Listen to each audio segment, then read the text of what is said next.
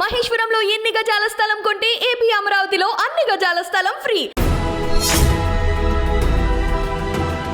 పొంగులేటి శ్రీనివాస్ రెడ్డి గారి ఎపిసోడ్ని ఎలా అర్థం చేసుకోవాలి సార్? అసలు నాన్నగారి గురించి నేను పరిచయం నాతోటి ఆయన చేతనైన కాడికి ఆయన చేసుకుంటాం. పొంగులేటి శ్రీనివాస్ రెడ్డి టీఆర్ఎస్ నుంచి వెళ్ళిపోవటం ఆయన స్వయంకృతాపరాధం అనుకోవాలా, నేతల యొక్క సమన్వయ లోపం అనుకోవాలా? సరైన సమయంలో సమన్వయం చేసుకొని ఉన్నట్టయితే ఎవడదాళ్ళు రక్షించుకోవాలా, ఎవడదాళ్ళు పై చేయి కొట్టాలనే ప్రయత్నాలు కొనసాగుతూనే ఉంటాయి. పొంగులేటి శ్రీనివాస్ రెడ్డి పార్టీ నుంచి వెళుతున్నారు కాబట్టే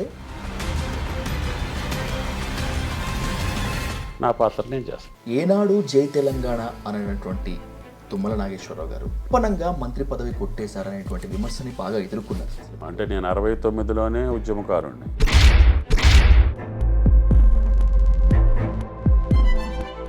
ఎందుకని మీరు కొంతకాలం పాలిటిక్స్కి దూరంగా ఉన్నారు? ఇక్కడ స్థానిక నాయకత్వానికి ఇదేంటంటే ఎమ్మెల్యే ఓరియంటెడ్ పార్టీ. ఇంతకుముందు పార్టీలలో పాలేరులో ఓటమి మిమ్మల్ని కొంగదీసింది. ఓటమి కొంగదీయలేదు, ఓటమికి ఉన్న కారణాలు కొంగదీస్తుంది. లేదంటే కనుక మీకు వెన్నుపోటు ఎవరన్నా పొడిచారా ఏంటి? వెన్నుపోటు అంటారా? నేను అనుకోని సంఘటన 2-3 ఆయన అంత గౌరవించినప్పుడు నేను ఎందుకు చేయకూడదు? దాని తర్వాత చేరినటువంటి వ్యక్తులు నాకు నష్టం చేయదలుచుకున్న వాళ్ళు పాలేరులో చేశారు. Sir, TPCC chief Revanth Reddy తోటి పాలేరు నుంచి కాంగ్రెస్ క్యాండిడేట్గా మిమ్మల్ని కంటెస్ట్ చేయించాలనే ప్రయత్నం కూడా చాలా బాగా జరిగిందంటారు. ఈ జిల్లాలో కానీ రాష్ట్రంలో ఉన్నటువంటి రాజకీయ పార్టీలు కానీ. ఖమ్మంకి ఇప్పుడు 2 ట్రబుల్ షూటర్స్ వచ్చారు. ఒకటి హరీష్ రావు అయితే రెండోది ఈ పార్టీని ఇబ్బంది పడకుండా చూడటానికి నా ప్రయత్నం నేను చేస్తాను.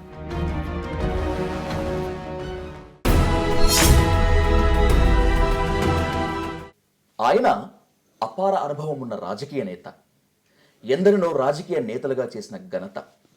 ఏమైందో తెలియదు కానీ కొంతకాలం సైలెంట్ మోడ్లో ఉన్నారు. ఇప్పుడు స్వరం పెంచారు, మరింత ఫామ్లోకి వచ్చారు. ఆయన మౌనానికి ఉన్న కారణమేంటి? ఇప్పుడు దూకుడు వెనుక ఉన్న వ్యూహం ఏమిటి? మాజీ మంత్రి, సీనియర్ నేత తుమ్మల నాగేశ్వరరావు గారు ఉన్నారు, ఆయనతో మాట్లాడదాం. సార్ నమస్తే. నమస్తే అమ్మా. Welcome to I dream sir. Thank you. ఇంత బిజీ షెడ్యూల్లో మా కోసం టైం కేటాయించినందుకు ముందుగా మీకు thank you so much sir. Thank you sir, coming to the straight point, Tummala గారు ఏంటి సైలెంట్ మోడ్లో ఉన్నారా, సైలెంట్ మోడ్లోకి నెట్టేశారా? మనిషి రాజకీయాల్లో కావచ్చు, వ్యవస్థల్లో కావచ్చు, ప్రతి జీవితంలో నిబద్ధత అనేది అవసరం. ఆ నిబద్ధత ఎవరి కోసం ఉండాలి అంటే మనం నమ్ముకున్న వ్యక్తుల కోసం, ప్రజల కోసం. మనం ప్రజా జీవితంలో ఉన్నాం కాబట్టి. నేను తెలుగుదేశంలో ఆవిర్భావం నాకు తెలియకుండానే ఎన్టీ రామారావు గారు నాకు అవకాశాలు ఇచ్చారు. అవును సార్. దాని ద్వారా 30 సంవత్సరాలు ఆ పార్టీ ఉన్నంతకాలం ఇక్కడ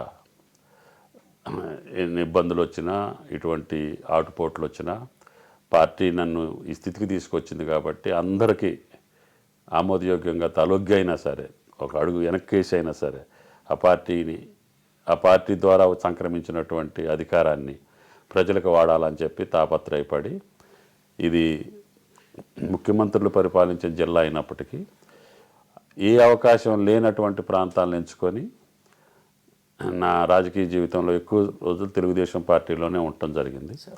అప్పుడు కూడా 14-13 సంవత్సరాలు మంత్రిగా ఉండే అవకాశం వచ్చింది.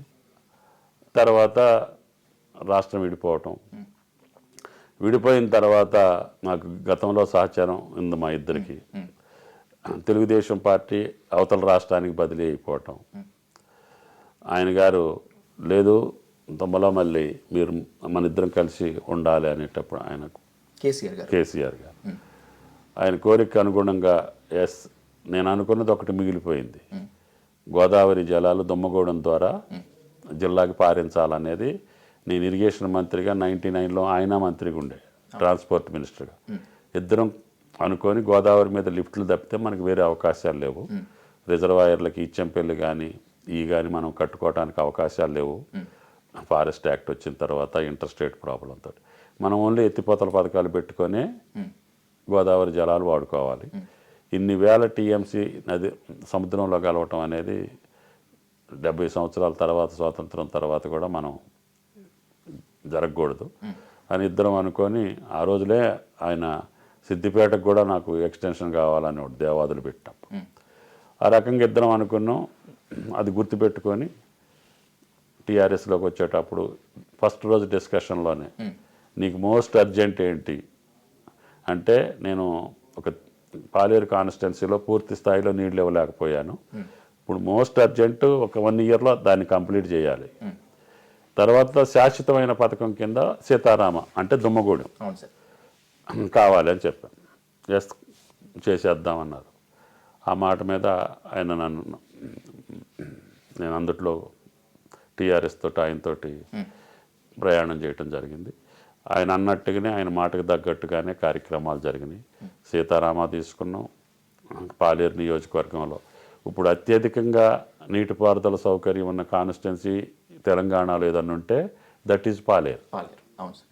దాని తర్వాత 10 నియోజకవర్గాలకి 10 లక్షల ఎకరాలకి అవును sir. Dummugudem, now it is Sitarama.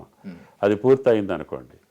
ఈ టర్మ్లోనే I want to leave my politics అంటే ప్రజా జీవితం నుంచి అంటే క్రియాశీలక రాజకీయాల నుంచి తప్పుకుందామని. నా కోరిక ఏంటంటే గోదావరి జలాలు ఖమ్మం, కొత్తగూడెం జిల్లాలకు పారాలి. 10 లక్షల ఎకరాలకి నాకు సాగునీరు ఇవ్వాలి. అదొకటి నా కోరిక. అంతవరకే. ఆ కమిట్మెంట్ తోటి ఆయన చేశాడు. ఆయనకి ధన్యవాదాలు. అవిగాక ఇక ఏ ప్రోగ్రాం అయినా మా జిల్లాయే ఫస్ట్. టీఆర్ఎస్ ప్రభుత్వంలో మిషన్ కాకతీయ అన్నాం అనుకో, we are in the number 1. Mission Bhagiratha first నీళ్ళు ఇవ్వగలిగేది నాదే. డబుల్ బెడ్రూమ్ కట్టిన కాడికి ఫస్ట్ ఖమ్మం జిల్లాలోనే. రోడ్స్ ఇట్లా రైల్వేస్ సత్తుపల్లికి సింగరేణి వాళ్ళని ఒప్పించి ముఖ్యమంత్రి గారు 700 కోట్లతోటి రైల్వే లైన్ సింగరేణికి వేసుకున్నాం. కాబట్టి I want with KCR. That's all. మీరు మాట్లాడుతున్నప్పుడు మా ఖమ్మం జిల్లా అంటున్నారు. ఖమ్మంని చాలా ఓన్ చేసుకొని మాట్లాడుతున్నారు. డెవలప్మెంట్లో కూడా ఖమ్మం జిల్లా అగ్రగామిలో ఉందని చెప్తున్నారు. ఇంత ఉన్నప్పుడు ఎందుకని మీరు కొంతకాలం పాలిటిక్స్కి దూరంగా ఉన్నారు? దూరంగా లేను. ఇక్కడ స్థానిక నాయకత్వానికి ఇదేంటంటే ఎమ్మెల్యే ఓరియంటెడ్ పార్టీ. ఇంతకుముందు పార్టీలలో పార్టీ సిస్టమ్ ఉండేది. Party directed to MLAs and MPs and ministers. Party అధ్యక్షులు లేకపోతే పార్టీ మండల ప్రెసిడెంట్లు చెప్పినట్టుని చేసే పరిస్థితులు ఉండేది. ఇప్పుడు ఈ టర్మ్లో పోయినసారేమో భయంతో భక్తితోటి తెలంగాణ సాధించుకుని ఉన్న పట్టుదలతోటి కేసీఆర్ గారి మీద ఉన్నటువంటి గౌరవంతో సాఫీగా జరిగింది. ఈ టర్మ్లో ఆయన ఎమ్మెల్యేగా అందరికీ రాష్ట్రం మొత్తం ఎమ్మెల్యే ఓరియంటెడ్ పాలిటిక్స్ నడుస్తుంది. ఎమ్మెల్యేలు పిలిచిన దగ్గరికి వెళ్ళాలి తప్పితే ఎమ్మెల్యేలు పిలవకుండా ప్రోగ్రామ్స్లోకి వెళ్ళేదానికి అవకాశం లేదు. కేవలం నా కోసం పనిచేసి 40 సంవత్సరాలు నాతోటి కలిసి నడిచినటువంటి వ్యక్తుల యొక్క కుటుంబాల్లో మంచో చెడో జరిగితే వాటిని అటెండ్ చేయటం తప్పితే ఇక్కడ పార్టీ ప్రోగ్రామ్స్ ఏమి జరగల. ముఖ్యమంత్రి గారు వచ్చినప్పుడు వెళ్తా. ఆయన 2 సార్లు వచ్చాడు, 2 సార్లు వెళ్ళాను. ఏం చేయాలి తొమ్మలంటే చెప్పాము, మాట్లాడుకున్నాం. ఫ్లడ్స్లో వచ్చాడు, నిన్న కలెక్టరేట్కి వచ్చాడు. కేటీఆర్ వచ్చినప్పుడు కలుస్తా. కానీ ఇక్కడ స్థానిక నాయకత్వం వాళ్ళు పిలవనప్పుడు నేను వెళ్ళటం సమంజసంగా ఉండదు. పార్టీ ప్రోగ్రామ్స్ అయితే వెళ్ళొచ్చు, పార్టీ ప్రోగ్రామ్స్ లేవు. ప్రభుత్వ కార్యక్రమాల్లో నేను అఫిషియల్గా వెళ్ళేదానికి నాకు ఇష్టం ఉండదు. కాబట్టి నేను ఎంతవరకు ఉండాలో పార్టీ క్యాడర్ని, పార్టీ లీడర్స్ని సమయం వచ్చినప్పుడు మళ్ళీ కేసీఆర్ గారిని మనం అండగా నిలబడాల్సిన అవసరం ఉంది. ఎందుకంటే మనకు 3 సంవత్సరాలు 4 సంవత్సరాలు నా పదవీ కాలంలోనే ఈ జిల్లాని అగ్రగామిగా ఉంచేదానికి ఆయన అవకాశం ఇచ్చిండు. కాబట్టి నేను ఆయనతో ఉండాలనుకుంటున్నా. మీ ఇష్టం అయితే మీరు కూడా ఉండాలి. అది నా బాధ్యత. పాలేరులో ఓటమి మిమ్మల్ని కుంగదీసింది. అందుకే ఆ ఓటమి వల్లే మీరు రాజకీయాలకి దూరంగా ఉన్నారు అనేటువంటిది ఒక టాక్ ఉంది. తుమ్మల ఓటమి కొంగదీయలేదు. ఓటమికి ఉన్న కారణాలు కొంగదీస్తాయి. శత్రువులు ఓడిస్తే నేను ఫస్ట్ 28 ఇయర్స్ అప్పుడే వెంగళరావు గారు కుటుంబం మీద పోటీ చేశాను. 15-20 సంవత్సరాలు ఆ కుటుంబంతో నాకు జరిగింది. ఆయన కుటుంబం కూడా ఇంటిగ్రిటీ ఉన్న కుటుంబం, గుడ్ విల్ ఉన్న కుటుంబం, గౌరవప్రదమైన ఆయన వెంగళరావు గారి సేవలు కూడా ఈ జిల్లా.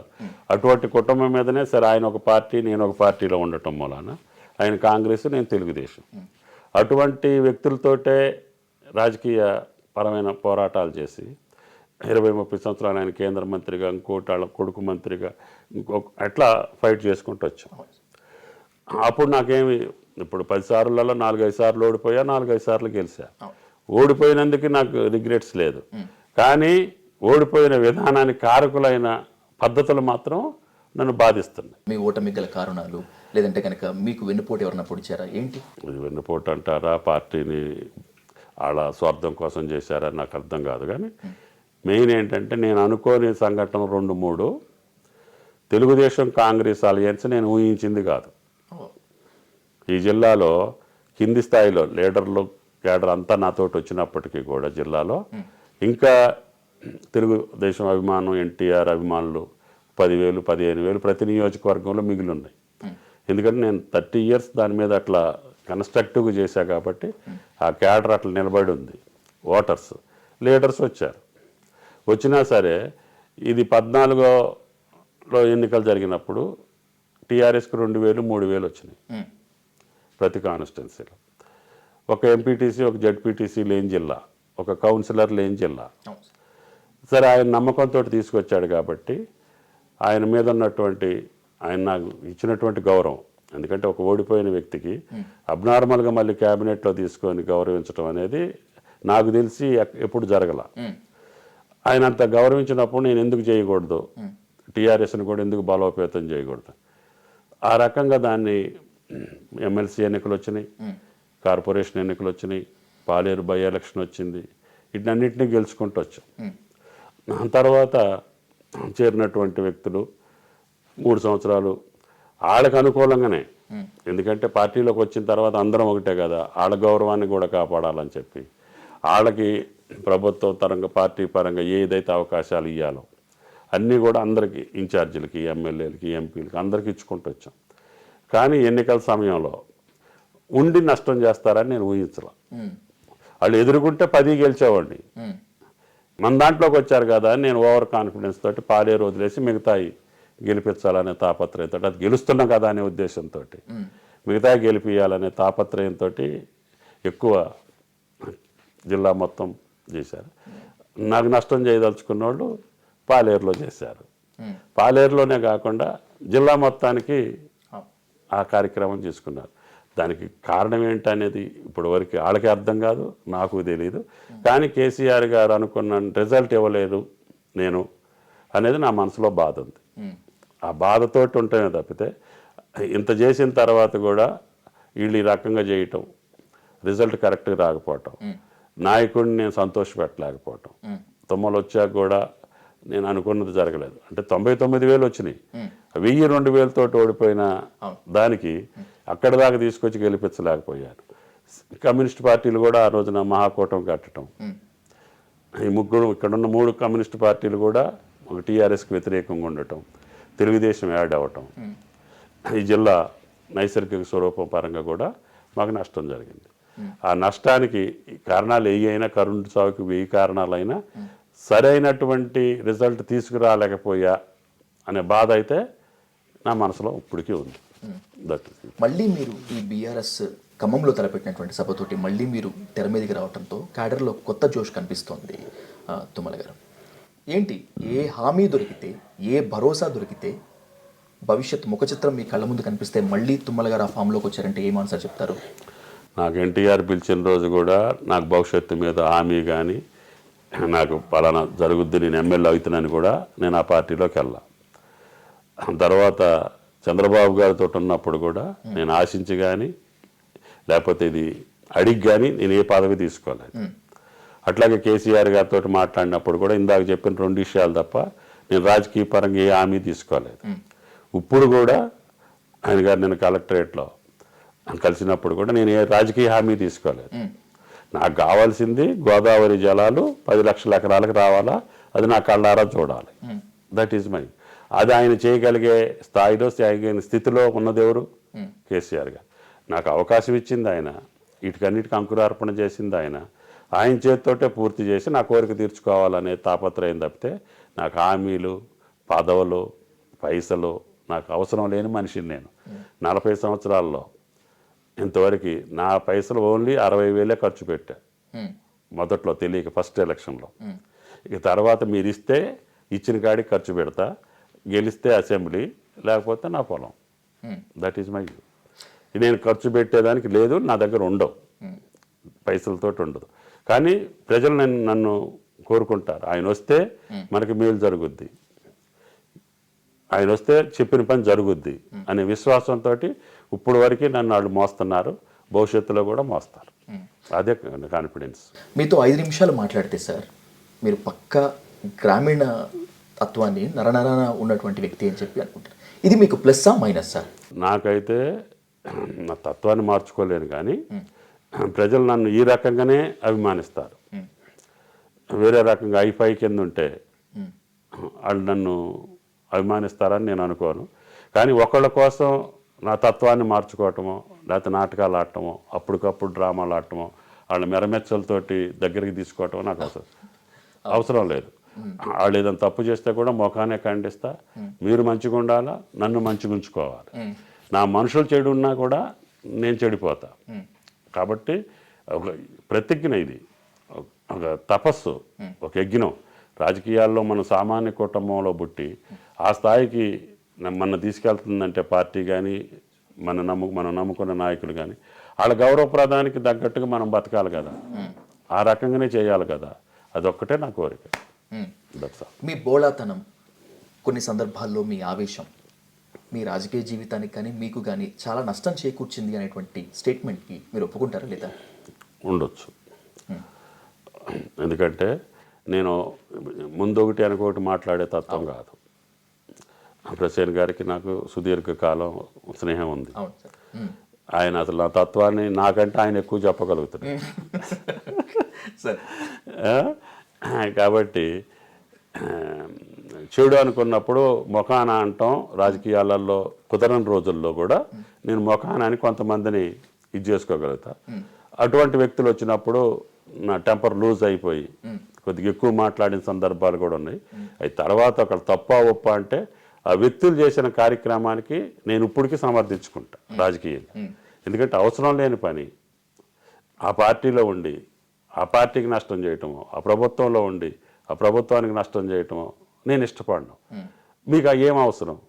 పార్టీ అవకాశాలు ఇచ్చింది కదా. నాకు నష్టం చేసిన వాళ్ళంతా ఉన్నత స్థానాల్లో ఉన్నోళ్ళే, నా ద్వారాగా అవకాశం వచ్చిన వాళ్ళే. అది ఎన్టీఆర్ కాలంలో కానీ, చంద్రబాబు కాలంలో కానీ, ఇప్పుడు కానీ. అవకాశాలు వచ్చిన తర్వాత నా స్థానమే కావాలని చెప్పి నా స్థానం కోసం పార్టీకి నష్టపెడితే అది నేను భరించలేను. That is the. సార్, మీది గ్రామీణ నేపథ్యం, గ్రామంలో గ్రామస్తులతో కలిసి ఉండేటువంటి నేచర్ మీది. అందుకనే మీరు పాలేరు మీద పట్టుతున్నారు అనేటువంటిది ఒక టాక్ సార్. ఎందుకని పాలేరు మీద అంత పంతం పట్టు ఎందుకు? మొదటి నుంచి కూడా దీనికి ఒక రీజన్ ఉంది. నాకు టౌన్స్లో నాకు ఉంది కొత్తగూడెం అండ్ ఖమ్మం సార్. ఇంతకుముందు సత్తుపల్లి కూడా గ్రామీణమే. నేను మొదట్లో పోటీ చేసినప్పుడు 4,000 ఓట్లే, ఇప్పుడు 40,000 ఓట్లే. ఆ పట్టణ వాతావరణం వచ్చినప్పుడు నేను సత్తుపల్లిని కూడా ఇగ్నోర్ చేశాను. ఇంకా పట్టణ వాతావరణం అనేసరికి అనేక రకాల గ్రూపులు చేరిపోతాయి పట్టణానికి. అవును సార్. వాళ్ళకి ఏది చేసినా కూడా సంతృప్తి ఉండదు, అంత చేసినా కూడా సంతృప్తి ఉండదు. మీరు ఖమ్మం 10 ఏళ్ల క్రితం ఖమ్మం, 20 ఏళ్ల క్రితం ఖమ్మం, ఇప్పుడు ఖమ్మం చూస్తే ఆశ్చర్యపోతారు. అయినా కూడా అక్కడ మనకి ఏదైనా జరగవచ్చు. కానీ గ్రామంలో ఒక 5-10 ఓట్లు అటు ఇటు పైన ఉన్నటువంటి పరిస్థితుల ప్రకారంగా మార్పులు చేర్పులు జరుగుతాయి. కానీ ప్రజలు చేసిన దాన్ని మర్చిపోరు. ఆ చేసిన దాన్ని గుర్తుపెట్టుకొని ఆ నాయకుడిని, ఆ పార్టీని ఆదరించే తత్వం గ్రామీణ ప్రాంతంలో ఉంటుంది. పట్టణ ప్రాంతంలో ఉన్నంత చిట్చాట్ గ్రామీణ ప్రాంతంలో నాకు కనపడదు. నా గ్రామీణ ప్రాంతంలో ఏదైనా చేయటానికి కనపడుతుంది. ఆ ఊరు వెళ్ళాలనుకుంటే దారి లేకపోతే దారి, నీళ్లు లేకపోతే నీళ్లు, బడి లేకపోతే బడి ఇచ్చేదానికి. బస్తీలలో నాకెందుకో నా తత్వానికను బస్తీల వాతావరణానికి నాకు కుదరదు. నేను 40 సంవత్సరాల్లో 20 సంవత్సరాలు మంత్రిగా ఉన్నా కూడా ఒకే ఒక నైట్ ఆల్ట్ ఖమ్మంలో చేస్తా. అది ఆగస్టు 14, ఆగస్ట్ 14 పొద్దున్నే జెండా లేపాలి కాబట్టి. దానికి ఏంటంటే జాతీయ జెండా కరెక్ట్ టయానికి చేయకపోతే అది అపరాధం అవుతుంది, సార్ అవమానపరిచినట్టు అవుతుంది. అందుకని ఆ ఒక్కరోజే నైట్ ఆర్డర్ చేస్తాం. లేకపోతే 3ంటికి వచ్చి పండుకొని మళ్ళీ 4ంటికి ఖమ్మంలో ఉండమంటే ప్రెసిడెంట్ గారు చెప్తే అక్కడికే ఉంటా. Sir that is my view. 40 ఏళ్ళు సార్ ఏ గెస్ట్ హౌస్లో నేను పండుకోలేదు. ఆ ఒక్క రాత్రి మట్టుకి ఉంటా. ఈ ట్రావెలింగ్ ఎప్పుడు ఇంత ఇబ్బంది అనిపించలేదు సార్? ఆల్రెడీ ఒక యాక్సిడెంట్ కూడా ఫేస్ చేశారు కదా. 2-3 అయినాయి, అన్నీ అయినాయి. అయినా సరే పొద్దున్నే ఒక 6ంటికి వెళ్ళి పొలంలో చూసుకొని బయలుదేరితే సంతృప్తిగా ఉంటుంది. అప్పుడేమో ఈవినింగ్ చూసేట్లేదు. ఇప్పుడు ఇన్ని మీటింగులు చేశానా, 5:30 కరెక్ట్ పొలంలోకి వచ్చా. వచ్చి అరగంట పొలంలో కూర్చొని మీరు వస్తారని ఇంటికి వచ్చా. దట్ ఈజ్ మై 40 ఏళ్ళు నా జీవితం అట్లా గడిచింది. అందరి దయ వల్ల 3 ముఖ్యమంత్రుల దగ్గర గౌరవప్రదంగా ఉన్నా, జిల్లా ప్రజల దగ్గర గౌరవం ఉంది. గెలవటం వాడటం రాజకీయాల్లో అది పెద్ద ఇదేం కాదు. సరే, మొన్న జరిగింది మట్టుకి మీరు అన్నట్టు నన్ను బాధించే మాట వాస్తవం. అది అణువణువున ఏం చేయాలా, ఎట్లా అయింది, నాయకుడిని నమ్ముకున్న నాయకుడికి పూర్తి న్యాయం చేయలేకపోయాననే దుగ్ధ అయితే నాకుంది. మీరు బాధపడ్డారు సరే, మీ ఓటమికి కారణమైన వారిపైన పగ తీర్చుకోవాలనిపించలేదా? అది వ్యక్తుల మీద పగ తీర్చుకోవటం అనేది రాజకీయాల్లో అది అసలుకి చేయకూడని పని. కానీ చాలా మంది చేస్తారు కదా. అది చేయకూడని పని. శత్రువులు కొన్ని వేల మంది ఉండొచ్చు. మన తత్వం వల్ల వాళ్ళని మార్చుకొని మనకి మేలు చేసుకోవాలి. కానీ మొదట తెలుగుదేశానికి 1 సీటుతోటి సరిపెట్టుకున్నాం. దాన్ని అంచెలంచెలుగా 20 ఏళ్ళు కష్టపడితే ఒక స్థాయికి వచ్చింది.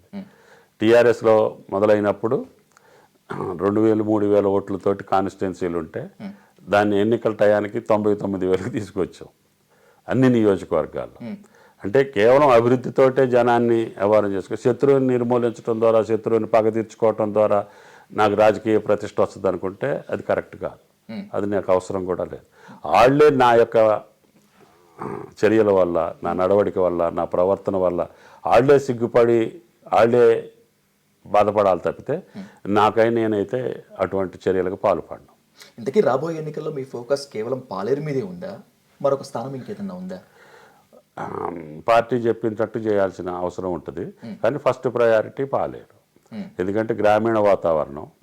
నేను తెలుగుదేశంలో ఉన్నప్పుడు 2 సార్లు అడిగింది కూడా ఆ కాన్స్టిట్యున్సీ డీలిమిటేషన్ అయిన తర్వాత. 2009లో నేను ఫస్ట్ అడిగింది అదే లాస్ట్ మినిట్లో చేంజ్ చేశారు. పార్టీ కట్టుబడి ఉండి ఖమ్మంలో చేశారు. మళ్ళీ రెండోసారి కూడా పాలేరు అడిగాం. ఆ రోజు కూడా అవాంతరాలు వచ్చినాయి.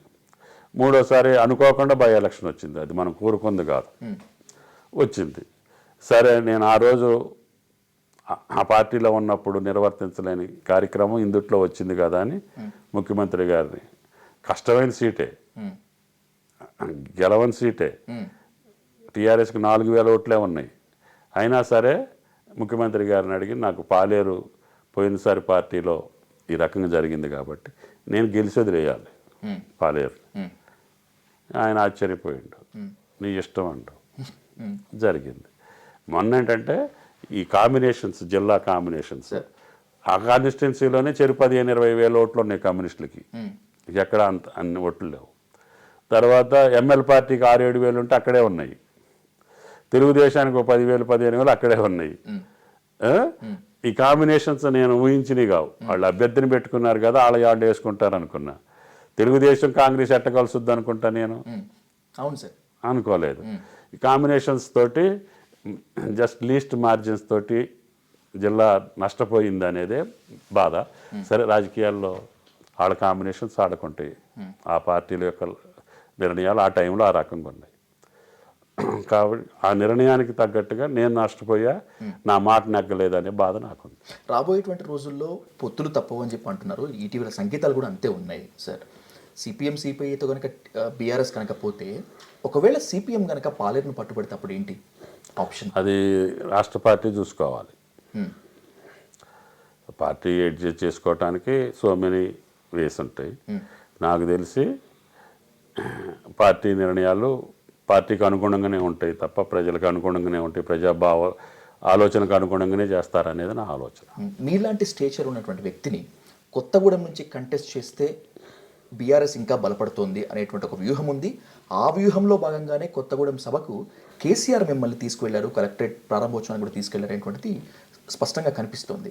ఒకవేళ కనుక పార్టీ కొత్తగూడెం నుంచి కంటెస్ట్ చేయమని ఆదేశిస్తే మీ ఒపీనియన్? పార్టీలో ఉన్న తర్వాత వ్యక్తిగత ఆలోచన చెప్పటమే తప్పితే వాళ్ళు చెప్పిందే మనం ఆచరించాల్సిన పరిస్థితి వస్తుంది. నా జీవితం మొత్తం అట్లే నడుస్తుంది. కానీ నా కోరిక చెబుతా, వాళ్ళకి ఏదైనా ఇబ్బంది ఉందనుకో వాళ్ళ మాటకే నేను కట్టుబడి ఉండాల్సి వస్తుంది. ఎందుకు వ్యవస్థలో ఉన్నా కాబట్టి. అవును సార్. వ్యవస్థ కోసం, నాయకుడి కోసం, నాయకుడు చెప్పిందే ఫైనల్. 40 ఏళ్ల సుదీర్ఘమైనటువంటి రాజకీయ జీవితం మీది. అభివృద్ధికి ఒక నమూనా మీరు, అభివృద్ధికి ఒక ఐకాన్ మీరు. మీ ఎన్నికల ప్రచారంలో కూడా నేను చేసిన అభివృద్ధి నన్ను గెలిపిస్తున్నటువంటి స్టేట్మెంట్ చాలాసార్లు ఇచ్చారు. కానీ పాలేరులో ఓటమి చెందినప్పుడు మీరు చేసిన అభివృద్ధి అంతా ఎక్కడ పోయింది ఏంటని ఫీల్ అయ్యారా సార్? 4,000 నుంచి 86,000 దాకా వచ్చినాయి. అభివృద్ధికే వచ్చినాయి. కాంబినేషన్స్ ఒకటి, తర్వాత జరిగినటువంటి పార్టీలో కొంతమంది వ్యక్తులు చేసినటువంటి ఆ చర్యకి నష్టపోయే తప్పితే ప్రజలు నష్టపెట్టాను. నన్ను నాయకులు నష్టపెట్టారంటే నేను దానికి ఒప్పుకుంటా. ప్రజలు యాజ్ ఇట్ ఈజ్గా అభివృద్ధికే వేశారు.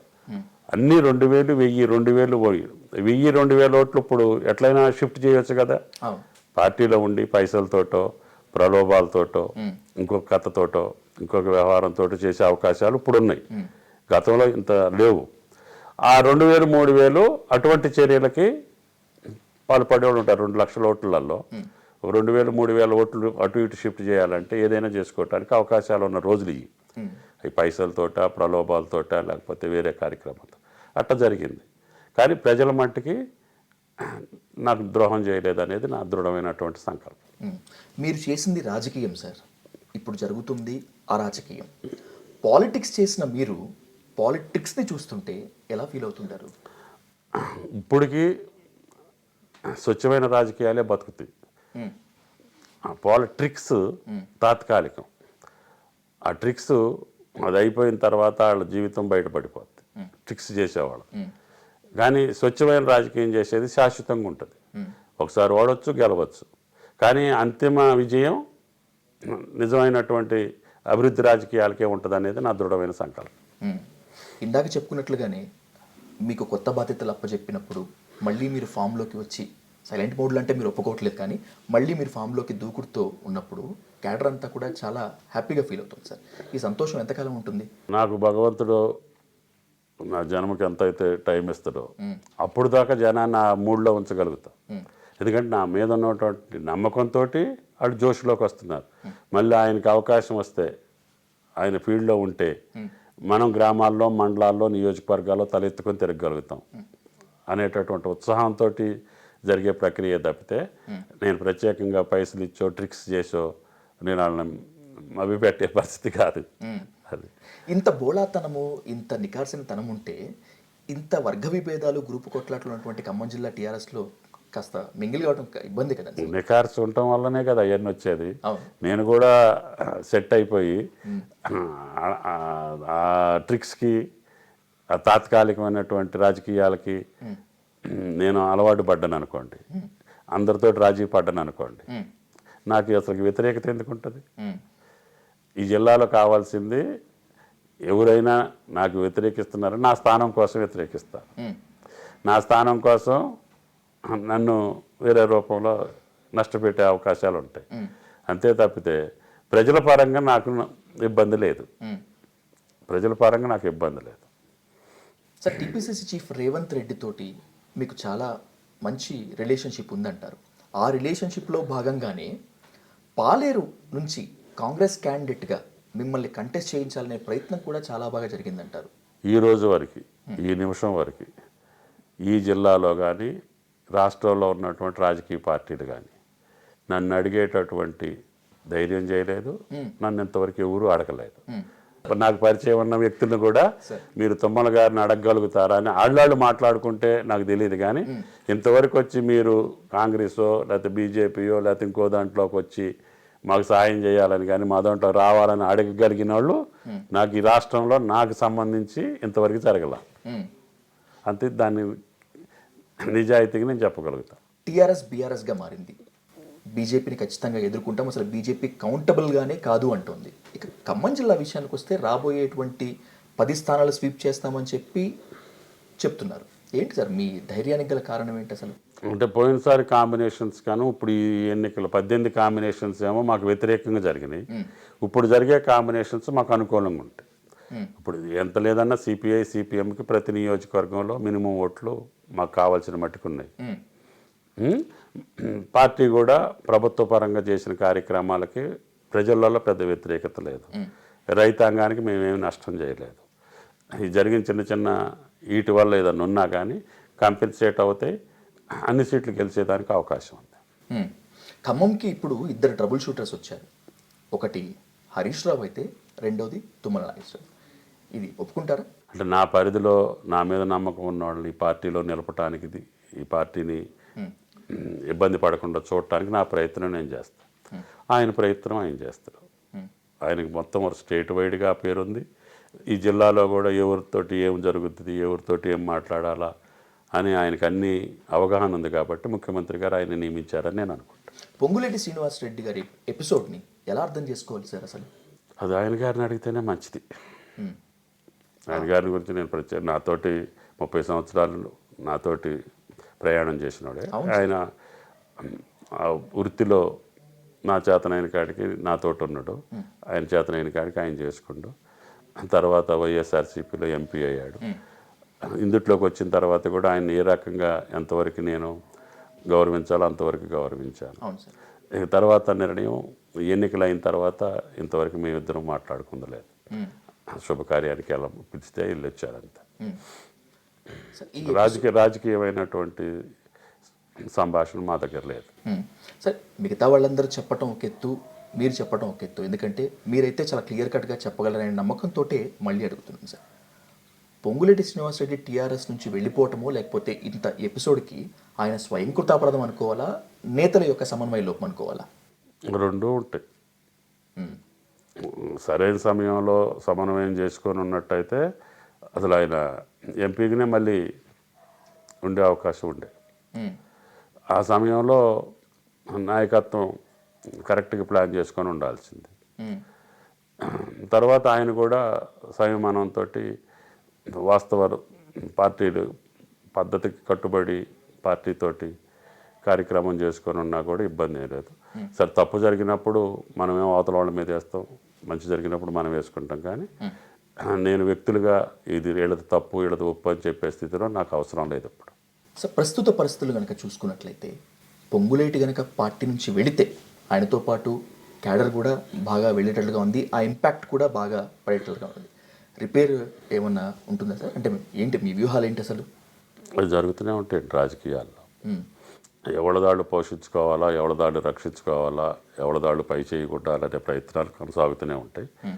సరే ప్రజాస్వామ్యంలో ఎవరు ఇష్టం వచ్చినట్లు వాళ్ళు చేసుకునేదానికి అవకాశాలు ఉన్నాయి కాబట్టి ఈ పార్టీని ప్రొటెక్ట్ చేసుకునేటటువంటి శక్తి సామర్థ్యాలు ఈ పార్టీకి ఉన్నాయని నేను భావిస్తాను. ఒక ప్రశ్న కాస్త మిమ్మల్ని ఇబ్బంది పెట్టొచ్చు కానీ అడక్క తప్పటం లేదు. పొంగులేటి శ్రీనివాస్ రెడ్డి పార్టీ నుంచి వెళుతున్నారు కాబట్టే దాన్ని ఎఫెక్ట్ కనిపించకుండా ఉండటానికి తుమ్మల నాగేశ్వరరావు గారికి మీకు ఇప్పుడు అపారమైన గౌరవం ఇస్తున్నారు అనేటువంటిది ఒక టాక్ సార్. నాకు కొత్తగా ఇచ్చింది ఏం లేదు. ముఖ్యమంత్రి గారు వచ్చినప్పుడల్లా నా బాధ్యతగా నా నాయకుడు కాబట్టి వెళ్ళి కలుస్తున్నా. నిన్న కూడా కలిశాను. ఇందుట్లో మీరు ఇంతకుముందు ఇక్కడ ఉన్నటువంటి పార్టీ వ్యవస్థలో భాగస్వామ్యం తక్కువగా ఉండేది. ఇప్పుడు హరీష్ గారిని బాధ్యులకు పెట్టారు కాబట్టి మీరు అన్ని నియోజకవర్గాల్లో తిరిగి మొబిలైజేషన్ విజయవంతం చేయడానికి మీ పాత్ర మీరు చేయాలన్నారు. నా పాత్ర నేను చేస్తాను. ఖమ్మంని ఎందుకు ఎంచుకున్నారు? బీఆర్ఎస్ సభని ఖమ్మంని ఎందుకు ఎంచుకోవాల్సి వస్తుంది? అది ముఖ్యమంత్రి గారి ఆలోచనకు తగ్గట్టుగానే ఉంటుంది. ఎందుకు ఎంచుకున్నారు అనే దాంట్లో కంటే ఆయన వ్యూహంలో భాగంగా ఖమ్మం జిల్లాకు సంబంధించి ఆయనకి కొంత అవగాహన ఉంది. ఆ అవగాహన తగ్గట్టుగా ఇక్కడ పెట్టాలనే ఆలోచనకు వచ్చారని నేను అనుకోండి. ఇది ఢిల్లీలో పెట్టాల్సిన సమావేశం వాస్తవంగా. అవును సార్. అయినా సరే ఒక జిల్లా కేంద్రంలో పెట్టడం అని అంటే ఆయన వ్యూహం ఆయనకు ఉండొచ్చు, కానీ దాన్ని విజయవంతం చేయటమే మా వ్యూహం. చంద్రబాబు గారు ఇక్కడికి వచ్చి జన సమీకరణ చేసి ఐఎమ్ స్ట్రాంగ్ అని చెప్పినటువంటి ప్రయత్నం చేశారు. And by the same way BJP కూడా ఇక్కడ ఒక సభ పెట్టాలన్నటువంటి ఆలోచనలో ఉంది. ఈ సందర్భంలో మీరు కాస్త పెడమొహంగా ఉండటము, దాని తర్వాత పొంగులేటి శ్రీనివాస్ రెడ్డి దాదాపు పార్టీ నుంచి దూరం వెళ్ళిపోవటము, ఇవి cover up నేను చేసుకోవటానికి- ప్రభుత్వంలో బాధ్యతల్లో లేను కాబట్టి దూరంగా ఉన్న ప్రభుత్వ కార్యక్రమాలకి, పార్టీ కార్యక్రమాలకి ప్లేనరీకి వెళ్ళాను, పార్టీ శంకుస్థాపనకి వెళ్ళాను, ఢిల్లీలో శంకుస్థాపనకి వెళ్ళాను. పార్టీ కార్యక్రమాలకు అన్నిటికీ నేను అటెండ్ అవుతా, పార్టీ నుంచి వచ్చిన పిలుపు మేరకి. అంతే తప్ప ప్రభుత్వ కార్యక్రమాల్లో నాకు అన్అఫిషియల్గా నేను అఫిషియల్గా పాల్గొనేదానికి నాకు ఇష్టం ఉండదు, ఎందుకంటే నేను ఓడిపోయి ఉన్నా కాబట్టి. అంతవరకు. బీఆర్ఎస్ గురించి మీరు మీ పార్టీ వాళ్ళు ఖచ్చితంగా గొప్పగా చెప్తున్నారు, గొప్పగా చెప్పాలి కూడా. కానీ బీజేపీతో పాటు మిగతా పార్టీలు మొత్తము దీన్ని లైట్ తీసుకున్నట్టు ఉన్నాయి. బీఆర్ఎస్ నిజంగా అంత ప్రభావం చూపిస్తుందంటారా దేశ అంటే ప్రారంభంలో అందరికీ అదే ఉండొచ్చు. ఇప్పుడు మేము టీఆర్ఎస్ ఉన్నప్పుడు ఇంకెళ్ళని కొత్త పార్టీ పెట్టారనుకోండి తెలంగాణలో, దాన్ని లైట్గానే తీసుకుంటాం కదా. అట్లాగే దేశం మొత్తానికి బీఆర్ఎస్ అని అంటే తెలంగాణ చిన్న రాష్ట్రం, వీళ్ళ ప్రభావం ఏముంటుంది, నాయకుడి ప్రభావం ఏముంటుందని. కానీ భారతదేశ వ్యాప్తంగా జరిగేటటువంటి వ్యవస్థీకృతమైనటువంటి కార్యక్రమాల్లో దీనికి ఎంతోమంది తోడయ్యే అవకాశాలు ఉంటాయి, ఎంతోమంది చేయగలిపే అవకాశాలు ఉంటాయి. కేంద్ర ప్రభుత్వం యొక్క విధి విధానాల మీద వ్యతిరేకించేటటువంటి అనేక శక్తులు, అనేక పార్టీలు దీనికి తోడయ్యే అవకాశం. సరే ఏమవుతుంది ఏంటి, ఈ రోజు అధికారంకి వస్తుందా అనేది కంటే ఒక 7-8 సంవత్సరాల్లోనే ఈ రాష్ట్రానికి ఒక రూపాన్ని తీసుకొచ్చినటువంటి టీఆర్ఎస్ అన్ని రంగాల్లో అనుకున్నటువంటి అభివృద్ధిని సాధించగలిగినటువంటి చిన్న రాష్ట్రంలో దేశానికి ఈ మోడల్ని ఎందుకు మనం ప్రవేశపెట్టకూడదు? ఒక రాష్ట్రంలో ఒక పార్టీ మాతోటి కలవచ్చు, ఇంకో రాష్ట్రంలో ఇంకొక పార్టీ మాతోటి కలవచ్చు, కానీ భావసారూప్యత ఉండి ఇది మా మోడల్, తెలంగాణ మోడల్ని భారతదేశానికి ఎందుకు అప్లై చేయకూడదు? సాగునీరు కావచ్చు, తాగునీరు కావచ్చు, మేము చేసిన పథకాలన్నీ కూడా చారిత్రకమైనటువంటి అందరూ చెప్పుకోదగ్గ ప్రగతి. ఇంటింటికి ఒకే 3 సంవత్సరాల్లో మంచినీళ్ళు ఇవ్వటం అనేది ఎక్కడ జరిగింది లేదు. మేము కూడా అనుమానించాం, వద్దు సార్ కరువు పీడిత ప్రాంతాల వరకు పెట్టుకుందాం అనుకున్నాం. నథింగ్, మొత్తానికి ఇవ్వాలన్నారు. అట్లాగే చెరువులు 44,000 చెరువులు ఒకేసారి దావాలంట. అట్లాగే 33 కలెక్టరేట్లు ఒకేసారి కట్టాలంట. 1260 మండలాలకు ఒకేసారి డబుల్ రోడ్లు వేయాలని చెప్పాడు. ఇట్లా ఒక పథకం తీసుకుంటే మాసివ్గా ఈ కాన్స్టిట్యున్సీలో ఇది చేసాం, ఆ కాన్స్టిట్యున్సీకి అది చేసాం అనేది కాకుండా మాసివ్గా ఆ మండలాలు, ఆ నియోజకవర్గాల్లో ఏముంటాయో ఆ పథకంలో అన్నీ చేసుకుంటూ వచ్చాం. ఒక టర్మున్నర 8-9 సంవత్సరాల్లోనే మధ్యలో ఇన్ని అవాంతరాలు వచ్చినప్పటికీ, కేంద్రం సహకరించకపోయినప్పటికీ కూడా ఇన్ని కార్యక్రమాలు చేయగలిగినటువంటి టీఆర్ఎస్ బీఆర్ఎస్గా రూపాంతరం చెంది మన మోడల్ని దేశానికి ఎందుకు ప్రొజెక్ట్ చేయకూడదు? తద్వారా దేశానికి ఈ సమస్యల పరిష్కారానికి మన ప్రయత్నం మనం ఎందుకు చేయకూడదు? కేవలం అధికారం అనే కాదు, దేశ ప్రజల కోసం. మనం దేశంలో పుట్టాం, తెలంగాణలో పుట్టి సాధించుకున్నాం, చేయగలిగాం, దేశంలో కూడా ఉన్నాం కదా మనం. భారతదేశానికి మన మోడల్ని మనం ఎందుకు ప్రొజెక్ట్ చేయకూడదు? కలిసి వచ్చే శక్తులు కలిసి వచ్చిన రోజున, అవకాశం వచ్చిన రోజున ఇటువంటి పద్ధతిలో ఇతర రాష్ట్రాల్లో మనం చేయగలిగితే బీఆర్ఎస్ యొక్క సంకల్పం సిద్ధించినట్టే కదా. అది ముఖ్యమంత్రి గారి ఆలోచన అయి ఉంటుందని నేను అనుకుంటున్నాను. ఏనాడు జై తెలంగాణ అనేటువంటి తుమ్మల నాగేశ్వరరావు గారు ఏ రోజు తెలంగాణ ఉద్యమంలో క్రియాశీలక పాత్ర పోషించినటువంటి మీరు అప్పనంగా మంత్రి పదవి కొట్టేశారనేటువంటి విమర్శని బాగా ఎదుర్కొన్నారు. ఎలా అనిపించింది ఇది విన్నప్పుడు? అసలు అంటే నేను 69లోనే ఉద్యమకారుణ్ణి, హెచ్ఎస్సిలోనే. ఒక సంవత్సరం ఎడ్యుకేషన్ కూడా పోయింది నాది. తర్వాత నేను ఒక రాజకీయ పార్టీలో ఉన్నా. ఆ పార్టీ విధి విధానాలకు తగ్గట్టుగా మేము ఆ నాయకుడి మీద దెబ్బలాడి తెలంగాణ టీడీపీని ఏర్పాటు చేసుకొని టీఆర్ఎస్కి అనుబంధంగా, అంటే టీఆర్ఎస్ యొక్క వాదనే మాకు కూడా తెలంగాణ టీడీపీ కావాలని చెప్పి దయాకర్ రావు గారిని అధ్యక్షుడికి పెట్టుకొని మేము 32 మంది శాసనసభ్యులు అసెంబ్లీలో తెలంగాణ ప్రకటన వచ్చినప్పుడు వాళ్ళు వ్యతిరేకిస్తే మేము రిజైన్ చేసుకొని ఆ పార్టీ తెలుగుదేశం పార్టీలో తెలంగాణ ఉద్యమాన్ని ఏ రకంగా అందరం కలిసి తెలంగాణ ప్రాంతంలో ఉన్నటువంటి ప్రజాప్రతినిధులు ఏ రకంగా తీసుకెళ్ళాం, అందులో నా భాగస్వామ్యం ఉంది. టీఆర్ఎస్లో లేని తప్పితే అప్పుడు టీడీపీలో ఉండి మా పాత్ర మేము నిర్వహించాం. రాష్ట్రం విడిపోయిన తర్వాత సాక్షాత్తు ముఖ్యమంత్రి గారి ఆహ్వానం మేరకు నేను అందుట్లో జాయిన్ అయ్యాను. తెలంగాణకి 69లో వ్యతిరేకం కాదు, నేను ఈ 14 సంవత్సరాలు వ్యతిరేకం కాదు.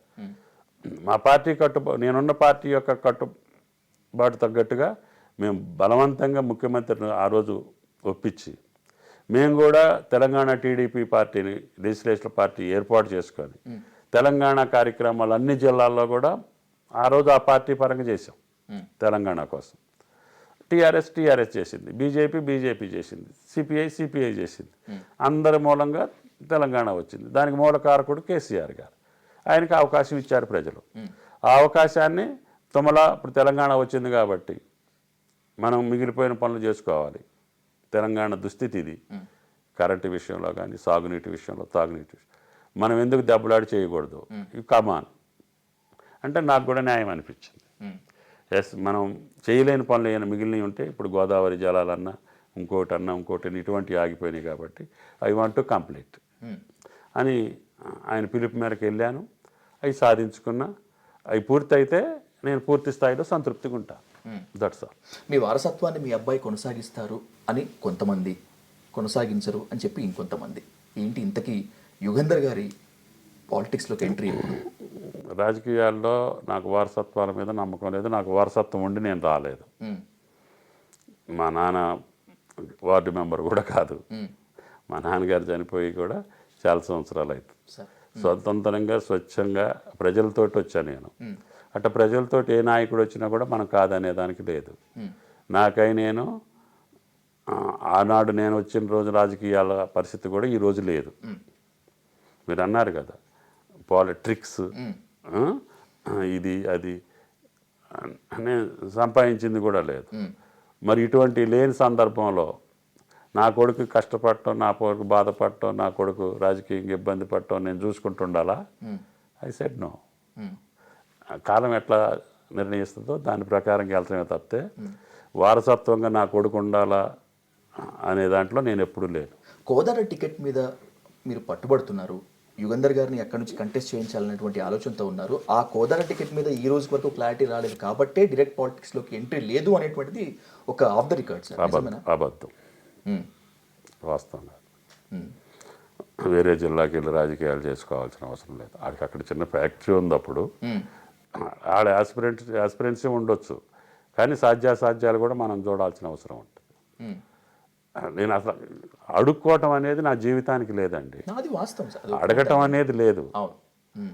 ఎన్టీఆర్ని అడగలేదు, చంద్రబాబుని అడగలేదు, కేసీఆర్ గారిని అడగలేదు. నేను మేమిద్దరం మాట్లాడుకున్న రోజున కూడా నేను ఎమ్మెల్సీ చేస్తా, మంత్రి చేస్తాను ఆయన చెప్పలా. నువ్వు నాతోటి ఉండాలన్నాడు. ఎస్, నీతోటి ఉంటాను అన్నా. అంతవరకే. మీది ఒకవేళ నిజంగా ఆ నేచరే అయ్యి ఉంటే, అడిగే నేచర్ అయ్యి ఉంటే ఇంతకాలము సైలెంట్ మోడ్లో ఉండాల్సిన అవసరం కూడా లేదు సార్. సార్, చాలామంది సీఎంలతో కలిసి పనిచేశారు మీరు.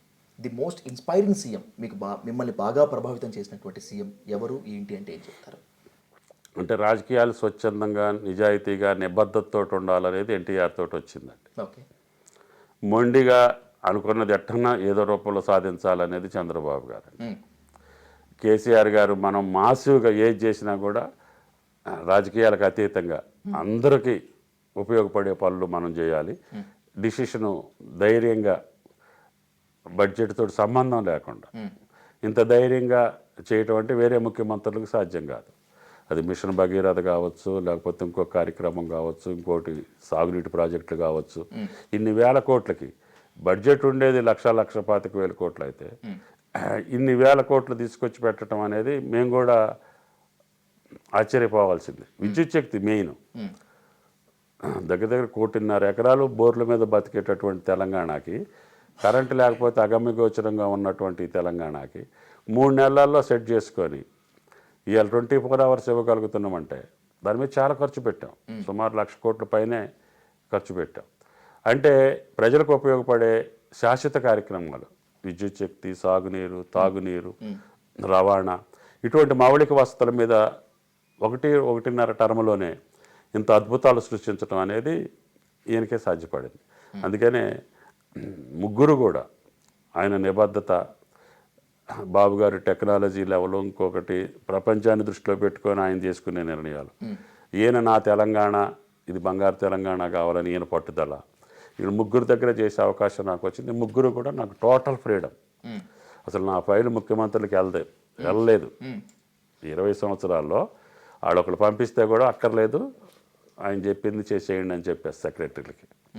అంత స్వేచ్ఛ ఇచ్చారు కాబట్టి నేను ముగ్గురికి కూడా కృతజ్ఞతగా ఉండాల్సిన అవసరం ఉంది.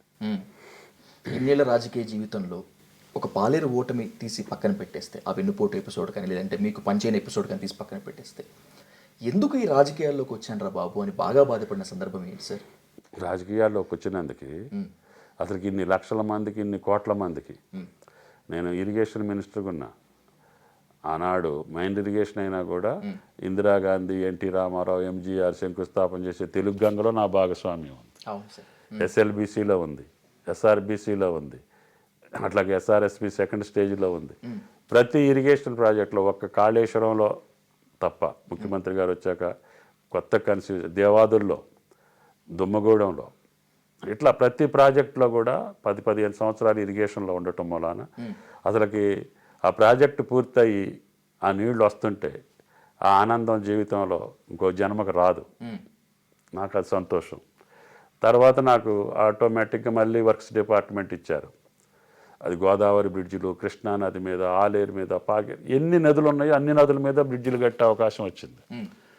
ఇప్పుడు ప్రతి వాగు మీద, వంక మీద కానుంచి గోదావరి, కృష్ణానదుల మీద బ్రిడ్జిలు వెళ్తుంటే నాకు సంతృప్తి ఉంది.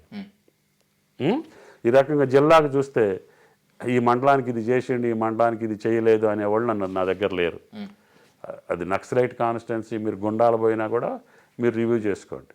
నాకు రాజకీయ జీవితంలో నాకు ఆడిచ్చినటువంటి అవకాశం మేరకు నాకు పూర్తి సంతృప్తి ఉంది. 1% నీళ్లు వదిలేనా Sitarama, 100% I'm satisfy with politics. రాజకీయాల్లోకి వచ్చినందుకే ఇన్ని చేయగలిగాను. మామూలు వ్యక్తికి చేయటం సాధ్యం కాదు.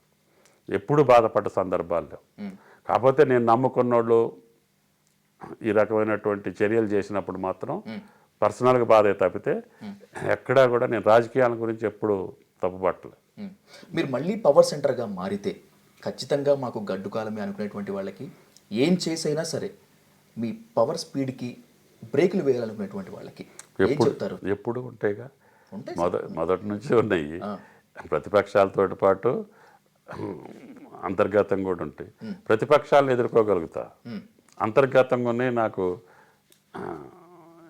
ఎజంప్షన్ చేయటంలో కొంత మనోళ్లే కదా ఎట్లా చేస్తారనే ఒక విశ్వాసం, అతి విశ్వాసంతో కొన్ని నష్టపోయిన సందర్భాలు ఉన్నాయి. అయినా సరే వీ కెన్. ఖమ్మం జిల్లా టీఆర్ఎస్ రాజకీయాల్లో తుమ్మల ఏం చేస్తారు అని ప్రశ్నించే వాళ్ళకి, ఏం చేస్తారో చూద్దామని చెప్పి నొసటితో వెక్కిరించేటువంటి వాళ్ళకి ఏం చెప్తారు సార్ మీరు? కాలమే సమాధానం. మీరేం సమాధానం చెప్పారు? మీరు ఇంకేదో సమాధానం చెప్తారు ఖచ్చితంగా.